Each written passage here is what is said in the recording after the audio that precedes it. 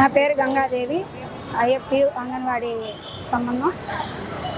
ESMA చట్టం అనేది 2 సార్లు చర్చలు జరిగాయి. అదేవిధంగా 2-3 సార్లు మేము సార్ వాళ్ళతో మాట్లాడాము, చీఫ్ సెక్రటరీ జవహర్ రెడ్డి గారితో మాట్లాడాము, అలాగే మా డైరెక్టర్ ప్రిన్సిపల్ సెక్రటరీతో కూడా మాట్లాడినాము.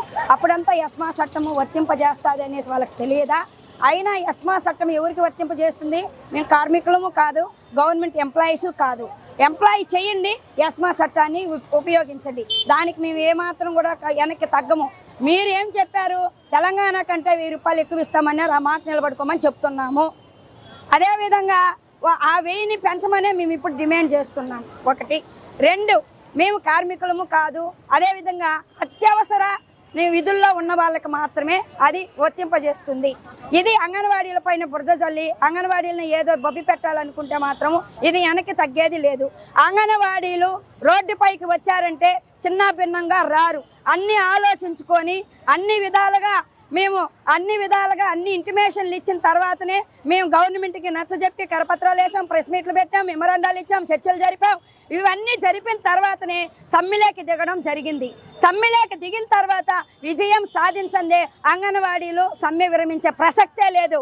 గవర్నమెంట్ ఏ గవర్నమెంట్ అయినా ఏ గవర్నమెంట్ వచ్చినా కూడా మా అంగన్వాడీలని పోరాటానికి కలిగిన విజయం సాధించేంత జగన్మోహన్ రెడ్డి గారు, నీకు ఆడబిడ్డలు అనేది తెలియదా? చెల్లిని అమ్మని పోగొట్టుకున్నట్టు అంగన్వాడీల ఆడబిడ్డలాగా నీకు కనిపించడం లేదు. నువ్వు పబ్జీ గేములు ఆడుకుంటానే ఉండు.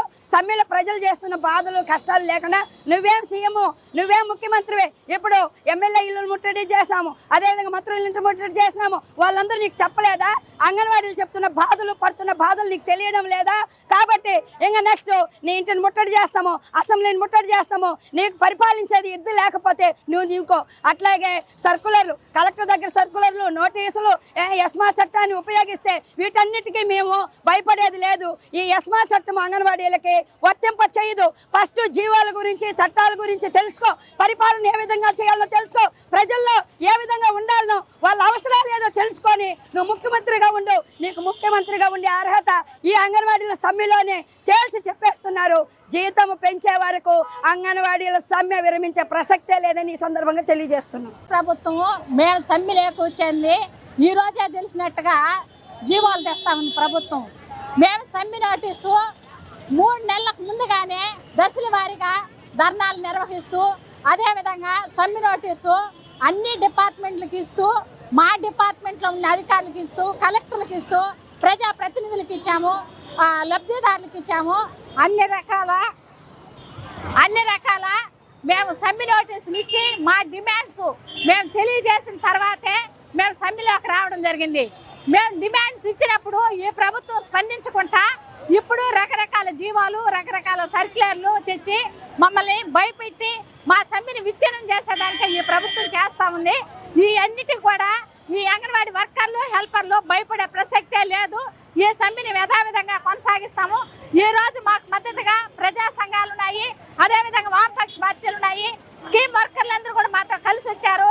కింద ఉండే లబ్ధిదారులందరూ కూడా మాకు 100% సపోర్ట్ ఉంది. ఎంత ఉన్నా కానీ ఈ అన్ని మద్దతులు కూడా చూసుకోకుండా ప్రభుత్వం మా మీద ఇలాంటి జీవాలు తీసుకురావడము మేము దీన్ని తీవ్రంగా వ్యతిరేకిస్తున్నాము.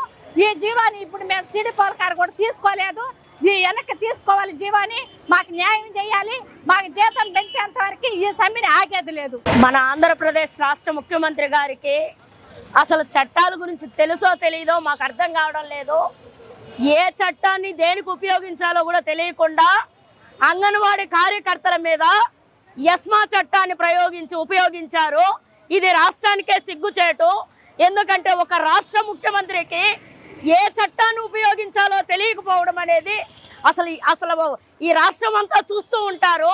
ఆయన ఆ సీట్లో కూర్చొని మా చట్టాలు తెలియకుండా మాకు మీద చట్టాలు ఉపయోగించడము, తర్వాత మాకు కనీస వేతనము సుప్రీంకోర్టు చట్టం ద్వారా వచ్చింది. ఆ చట్టాన్ని అమలు చేయకుండా అంగన్వాడీ కార్యకర్తల మీద దౌర్జన్యంగా ఒక చట్టాన్ని ప్రయోగించారు. ఈ ఘన చరిత్ర ఈ రాష్ట్ర ప్రభుత్వంలో మీ వైఎస్ఆర్ పార్టీ గవర్నమెంట్కే దక్కింది. దయచేసి సార్ మీకు మరలా తెలియజేస్తున్నాము, మీరు ఇలాంటివన్నీ మా మీద ప్రయోగించినా మా అంగన్వాడీ కార్యకర్తల పోరాటాన్ని మాత్రము మేము ఆపము. దయచేసి మేము కోరుకుంటున్నది ఒకటి కనీస వేతనం. ఆ ఒక కోరికని తీర్చేసి మమ్మల్ని సెంట్రల్కి పంపించమని రాష్ట్ర ప్రభుత్వానికి సవినీయంగా తెలియజేస్తున్నాం. మంత్రి గారు, మీకు ఒకటే మేము విన్నవిస్తున్నాము. మేము దొంగచాటుగా మేము సమ్మె అనేది కొనసాగించలేదు. మీకు పై స్థాయి నుంచి కింద స్థాయి వరకు ఎమ్మెల్యేలు, ఎంపీలు, అదేవిధంగా గ్రామ లెవెల్లో ఉన్నటువంటి విలేజ్ ఆర్గనైజేషన్స్లో ఉన్నటువంటి పంచాయతీ సర్పంచులు అయితేనేమి, అదేవిధంగా ఎంపీపీలు, ఎంపీటీసీలు అయితేనేమి, సచివాలయ సిబ్బంది అయితేనేమి, ప్రతి ఒక్కరికి కూడా మేము మా సమ్మె నోటీస్ అనేది ఇవ్వడం జరిగింది. అదేవిధంగా మా ఐసిడిఎస్ డిపార్ట్మెంట్లో ఉన్నటువంటి డైరెక్టరేట్కి రాష్ట్ర నాయకులు అక్కడ ఇవ్వడం జరిగింది. ఇక్కడ లోకల్లో ఉన్నటువంటి మా పీడీలు, సిడిపిఓలకు కూడా ఇచ్చి మేము ఈరోజు సమ్మెకి బయటకు వచ్చాం. కానీ మీరు ఈరోజు 26 రోజులు మా సమ్మె అనేది జరిగిన 27వ రోజుకు కూడా మేము పోతుంటే మీరు ఫస్ట్ తాటాకు చప్పుడులాగా మాకు తాళాలు మొగలగొట్టడం అనేది చేసి బెదిరించినారు. రెండోది నోటీసులని బెదిరించినారు.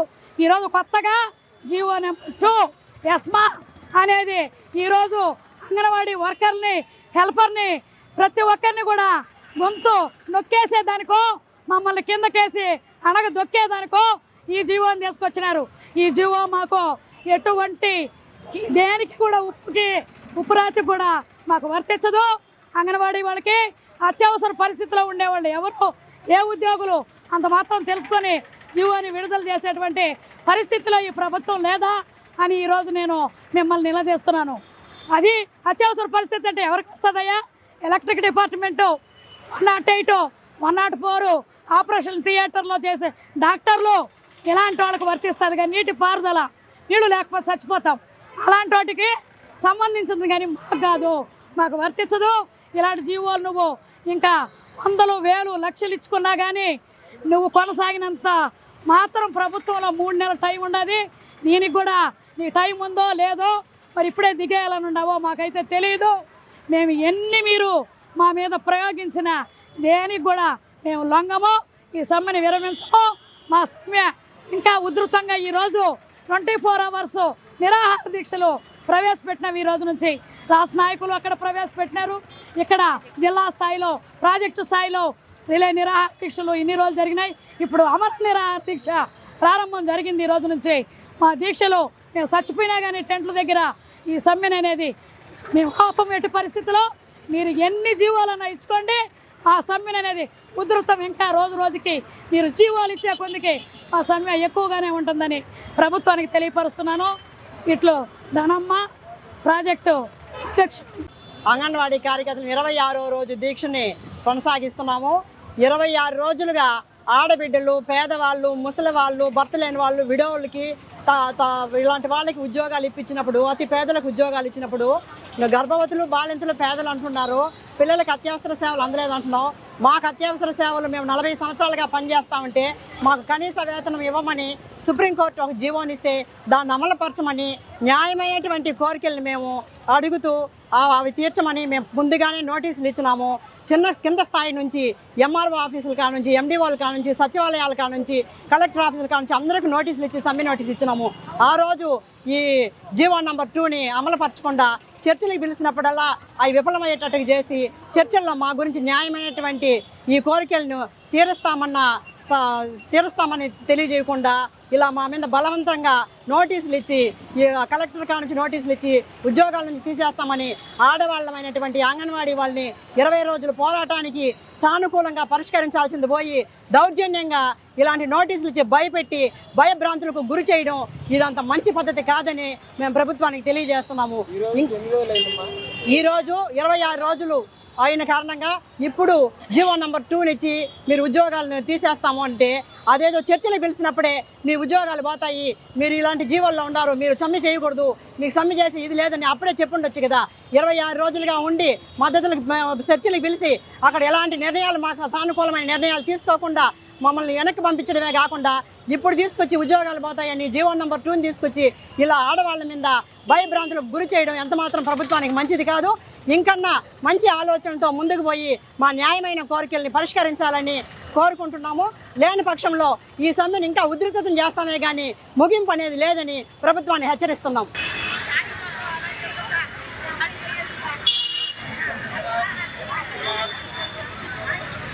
ఓకే